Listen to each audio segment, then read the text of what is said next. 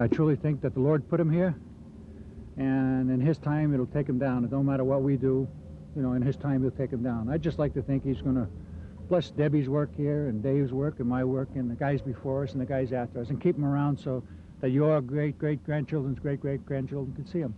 And that's what it's all about.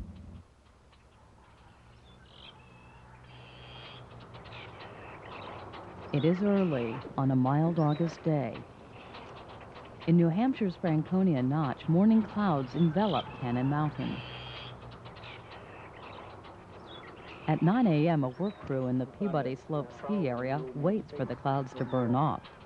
Their mission for the day is to take care of New Hampshire's most famous face, the Old Man of the Mountain.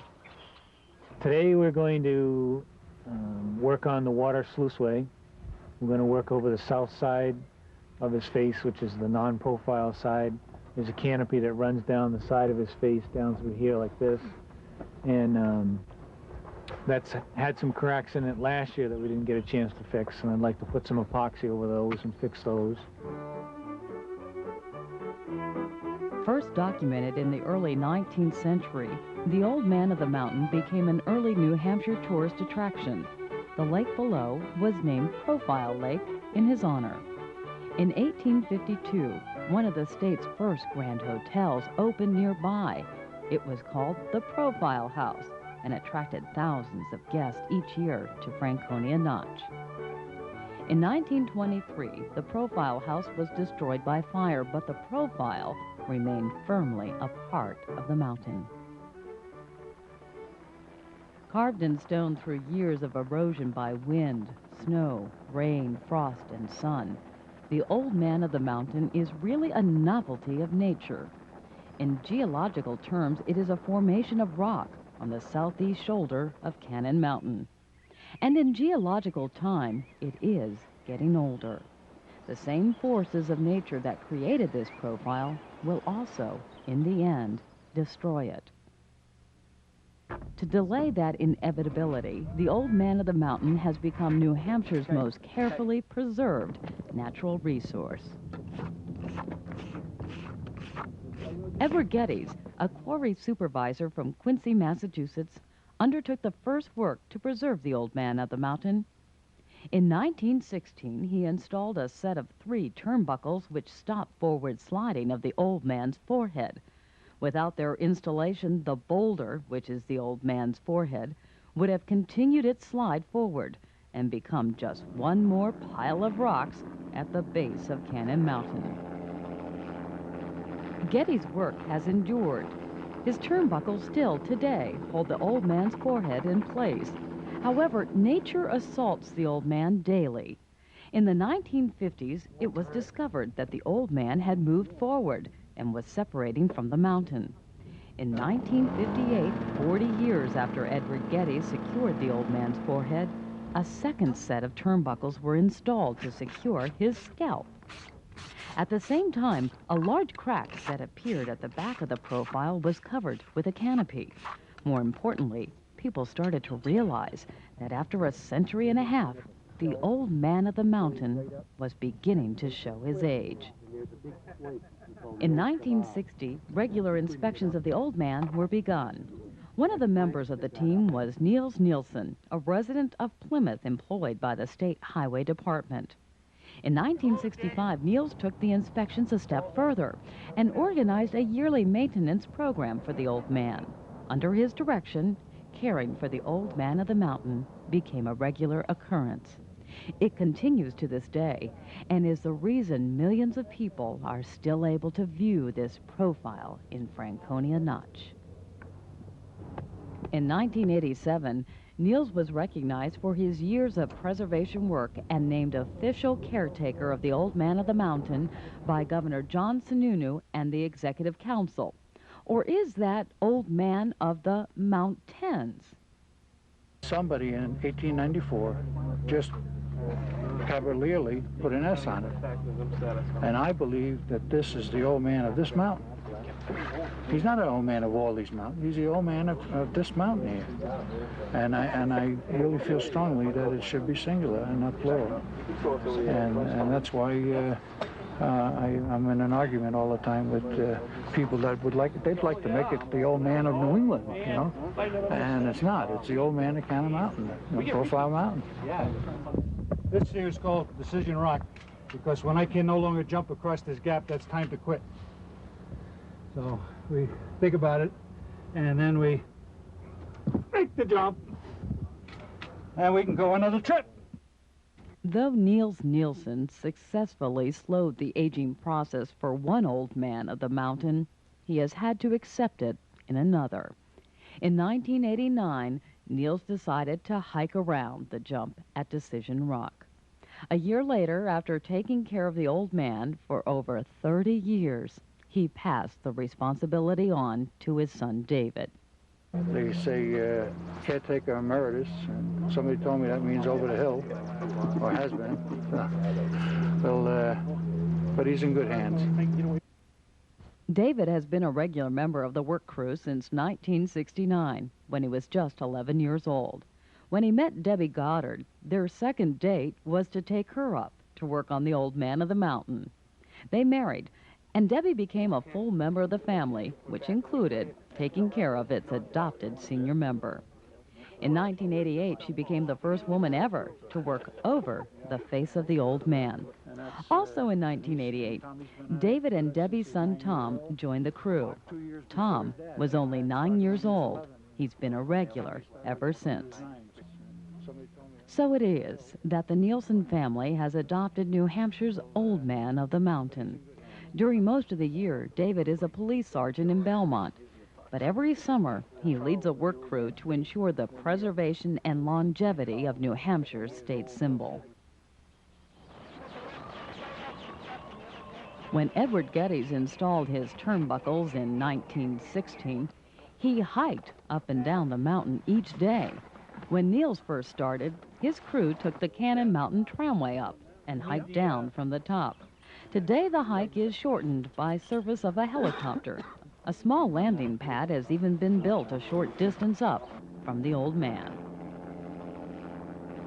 It takes about a half hour to ferry the crew and supplies up to the old man. The helicopter also makes it possible for another old man to get nearer the action. Diabetes forced Niels to have his right leg amputated below the knee in 1994. He has not been able to make the steep descent from the helipad to the old man since. Get a little saw. Well, Davey boy, this is it. This is as far as I go. Well, you can always do a lot of yelling. Yeah, he'll be on this. We'll do it right. Give him a kiss for me. Okay, we'll do that. It is a short but steep hike from the helipad to the old man of the mountain. Though Niels no longer is able to make this part of the trip, there can be no doubt that his affection and passion has been passed on to another generation. About 15 years ago, this rock used to be out to about here, and just as round as the other side. We used to call it a dinosaur egg. Now it's called mushroom rock. Because of the destruction of acid rain and pollution in the area, it blows against this side of the rock and eats away. It just crumbles. It's like rotten ledge now. They just pieces crumble off. The wind picks it up and the wind shoots it against there, and it just that knocks more pieces of rock off. And the rock's just crumbling. The old man of the mountain sits 1,400 feet above Profile Lake on the southeast side of what is officially called Profile Mountain. Though from the ground the old man presents an intriguing profile, to look him in the eye is another story. He is, in fact, 5 layers of rock, angled down approximately 20 degrees to the north. It is the movement of these layers that will cause the ultimate destruction of the old man's profile. As can be seen clearly from above, the forehead boulder did not have much further to go when Ed Geddes installed his turnbuckles in 1916. What you see now is the top of the old man's head.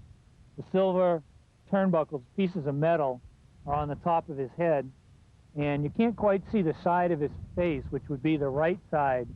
He's looking directly across the valley towards the Lafayette Rock Slide and down towards Profile Lake. But that's actually the top of the old man's head. people that are down there are unloading some of the supplies that we had flown up in the helicopter. That really speeds the work that we do, speeds it up and makes the time we have to spend on the old man a lot shorter. We can do the work we need in a couple days now instead of a week, when we used to have to hike up and down. So we're on top of the old man. This little light-colored area is the water slide that was built on top of the old man, and the different colors to it are the patches we've made over the years. It's made, the top part of it has a fiberglass and epoxy canopy to it, and that's the part we have to repair. That's part of the work we'll do this year, is occasionally it gets cracked or someone will carve their initials in it, and we have to cut the bad area away and replace it with good new epoxy, and it's just a different color, that's all. You see there's rocks over here that are attached with cables. They're not part of the profile. You can't see them from the road, but they posed a possible threat to the old man when the work was done, so they hooked them onto the mountain so they wouldn't slide off and possibly hit the profile of the old man.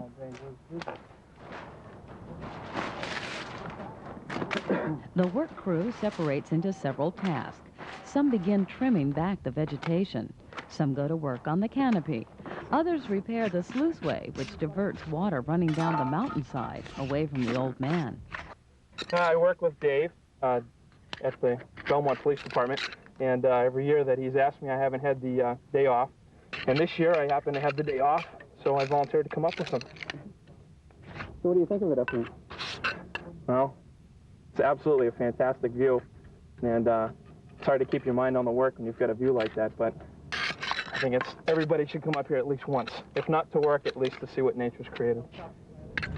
The bulk of the crew prepares to assist David and Debbie in the most challenging and dangerous part of the work, going over the edge to repair the face and side of the old man. Safety is foremost, and since taking over the job, David has upgraded the equipment used.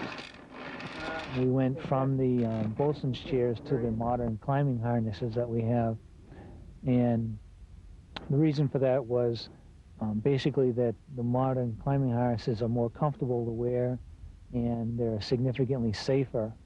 And all the work we do up here, we try to add in a measure of safety to it, so that we've never had anyone injured or killed while working on the old man, and we're very proud of that. And we do that by using safe equipment in a safe way and using some of the same people year after year to come up and help us run the equipment. You could see that's all still intact. Yeah.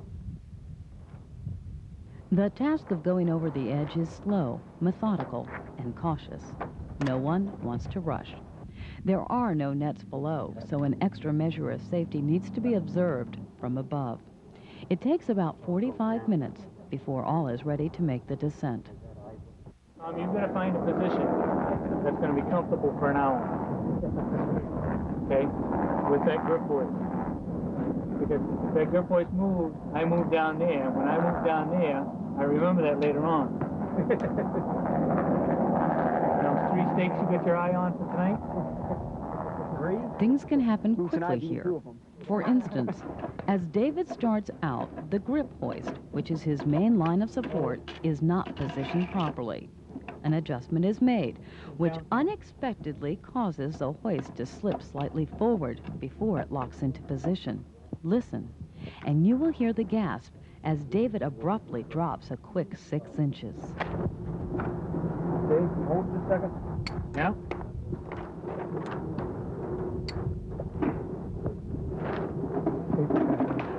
Hey, Dave. The 2 grip hoist operators proceed, unaware of the shock they have just given the rest of the crew. And at the other end of the wire, a visibly shaken David is quick to regain his composure. Put them around your waist. Okay. You ain't gonna eat for a week, let alone tonight. Next, it is Debbie's turn to descend. This time all goes smoothly.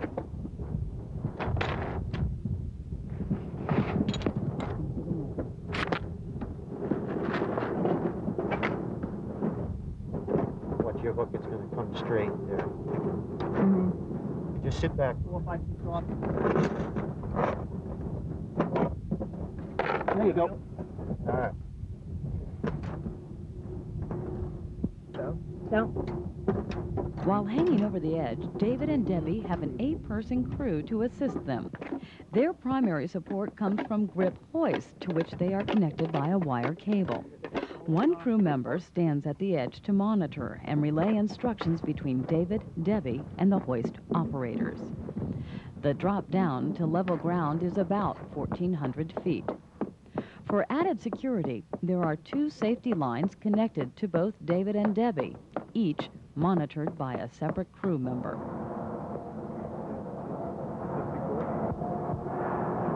The Old Man of the Mountain has 2 sides. There is the front face, the profile, which is seen from the ground, and the back side, or south face, which is sheer and flat. It is the south face that is attended to first. Here, a patchwork of epoxy covers cracks and repairs are made where needed.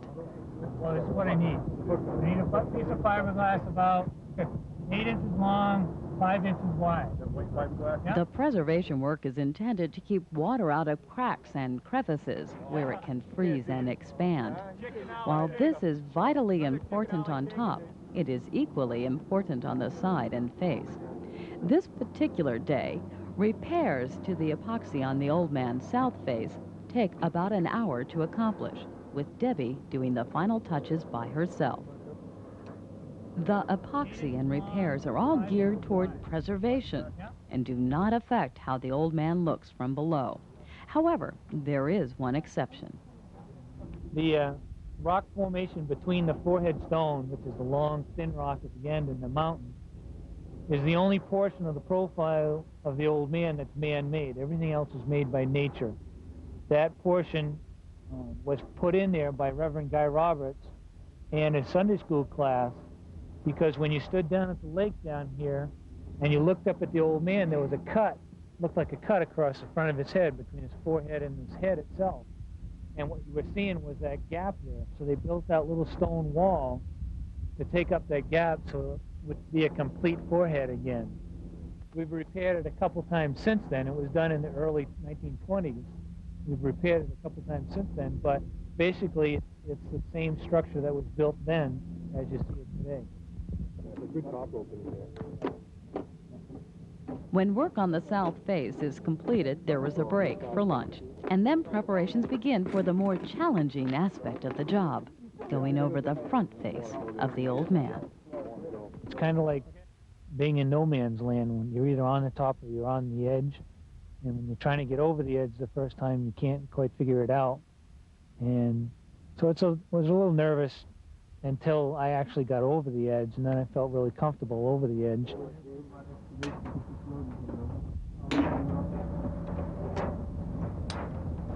That's going to be your secondary rope, too.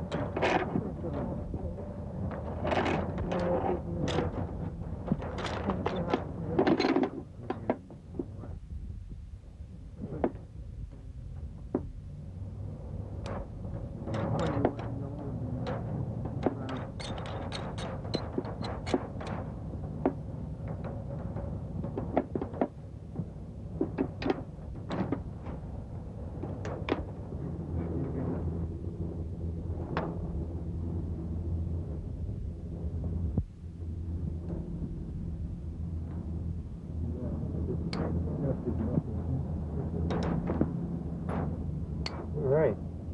Have fun. Down a little. Down, Tom.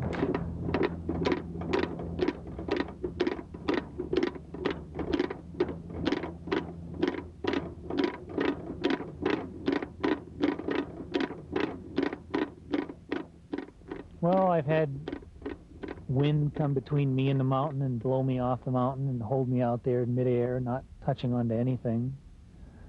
Last year, we did some work on the Adam's apple, and the year before that, we were trying to get down to the Adam's apple, and I was hanging in midair below his chin on the metal cable, and it was an eerie type of feeling, not being able to touch the mountain. Somehow it's different being able to touch the mountain, even though you're hanging there on the side.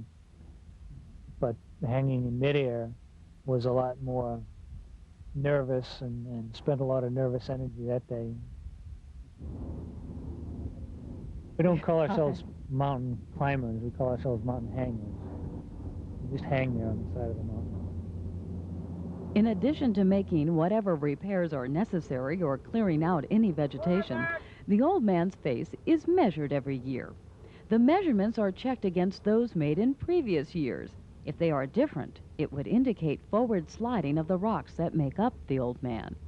First taken in 1916 by Everett Geddes, the measurements have shown movement only once, in the 1950s, and that brought about installation of the second set of turnbuckles. This year, the measurements again show there has been no movement. The old man of the mountain remains secure.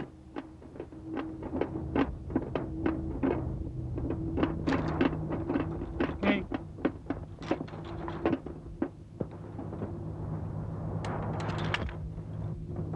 Set up a little more comfortable. A little bit. It's tough to say. It wasn't as uncomfortable as the other one. Okay, we're going to take it all down. Roll the ropes all up, wrap them all up, taking it all down. As kids, part of it was that we nicknamed a lot of things along the way. The hike down from the old man, there was Smoke Rock and the old man's doorstep, and Decision Rock. And I guess Decision Rock has probably become the most important because it was where my dad decided that he would no longer come any longer. When he could no longer jump across this small chasm, he said that that would be the last trip that he went to the old man. And the day he decided to do that, he and I were there alone, and it was a very, very emotional time for him, very difficult time for him not to jump over that. But he had realized that he had got to the point in his life where he was physically, it was more difficult for him to do it every year. And he walked around that one year, and when he did that, it was both a relief and a tremendous weight. You know, a relief for him, and then a tremendous weight had been added to me.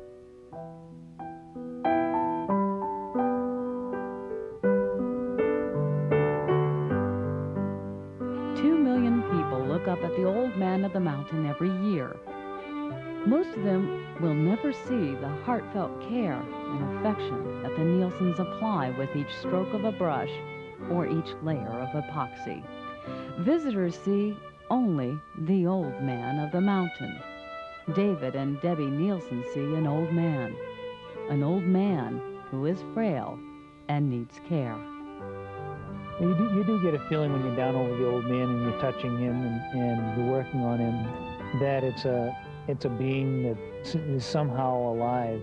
You know, and somehow you can talk to the old man and he'll talk back to you, and that the presence that is the old man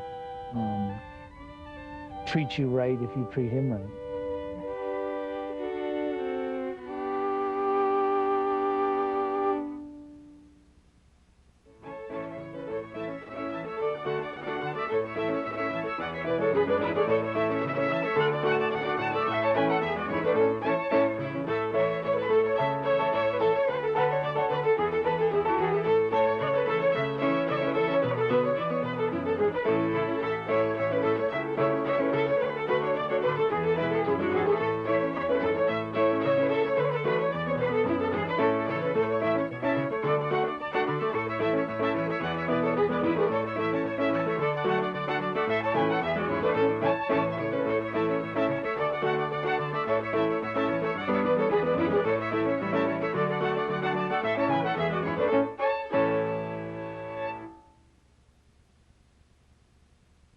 I truly think that the Lord put him here, and in his time it'll take him down. It don't matter what we do, you know, in his time he'll take him down. I'd just like to think he's going to bless Debbie's work here and Dave's work and my work and the guys before us and the guys after us, and keep them around so that your great-great-grandchildren's great-great-grandchildren can see them.